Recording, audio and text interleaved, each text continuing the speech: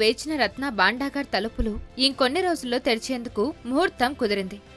ఎంతో అమూల్యమైన సంపద, రత్నాలు, బంగారు ఆభరణాలు ఈ గదిలో నిక్షిప్తమై ఉన్నాయి. కేరళలోని పద్మనాభస్వామి ఆలయ సంపద భాండాగార్లోని సంపదకు సమానమని చాలా మంది అంటున్నారు.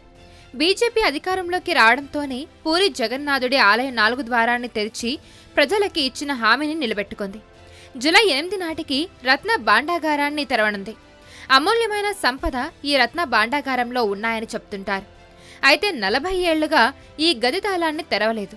జూలై 7న జరిగే రథయాత్ర మరుసటి రోజున ఈ గదిని తెరవనున్నారని బీజేపీ ప్రభుత్వం ప్రకటించింది.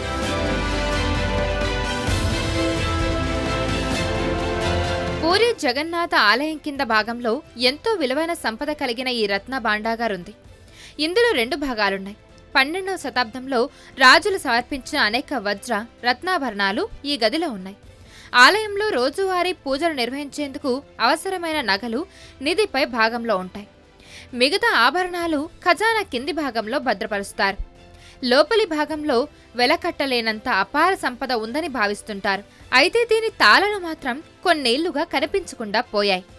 దీంతో ఆ ఆభరణాలు భద్రంగా ఉన్నాయా లేదా అన్న దానిపై భక్తుల నుంచి అనుమానాలు వ్యక్తమయ్యాయి.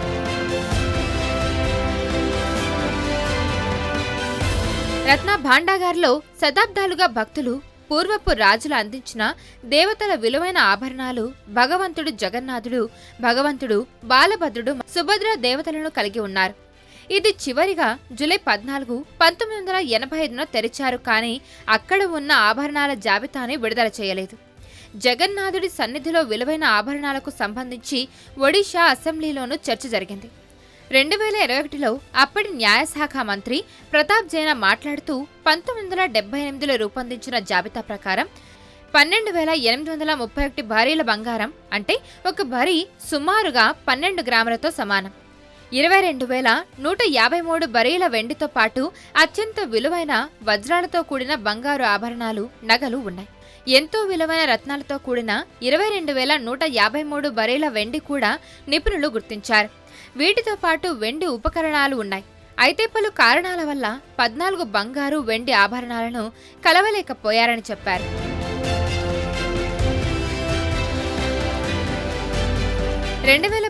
లో ఒరిస్సా హైకోర్టు పరిశీలన కోసం రత్న భాండాగార్ గదిని తెరవాలని ప్రభుత్వాన్ని ఆదేశించింది.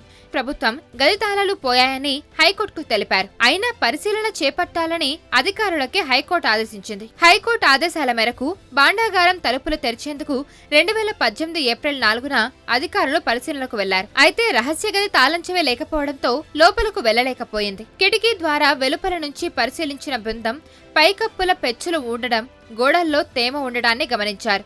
వెంటనే మరమ్మతులు చేయకపోతే భాండాగారానికి ముప్పు ఉందని హెచ్చరించారు. ఇది జరిగిన కొన్నాళ్లకు ఆ గదికి సంబంధించిన డూప్లికేట్ తాళం లభ్యమైందని ప్రభుత్వం వెల్లడించింది. అయినా ప్రభుత్వం ఆ గదిని తెరవలేదు.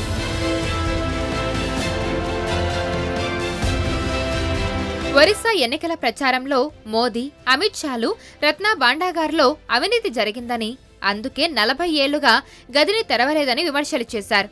తాము అధికారంలోకి వస్తే ఆలయ 4 ద్వారాలు, రత్న భాండాగారాన్ని తెరిచి నిధి వివరాలని ప్రజల ముందుకు తీసుకువస్తామని తెలిపారు. అన్నట్టుగానే భాండాగార్ తెరిచేందుకు బీజేపీ ప్రభుత్వం ఒక కమిటీని ఏర్పాటు చేశారు.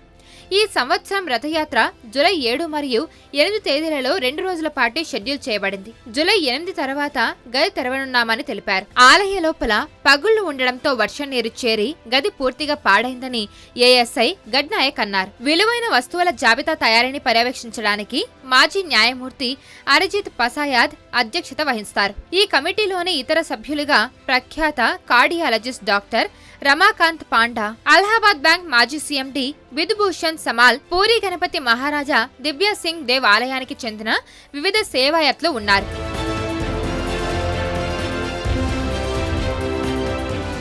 మరిన్ని వీడియోస్ కోసం ఛానల్ ని సబ్స్క్రైబ్ చేయండి. లేటెస్ట్ అప్డేట్స్ కోసం వాట్సాప్ ఛానల్ ని ఫాలో చేయండి. అండ్ లింక్ డిస్క్రిప్షన్ లో ఉంది.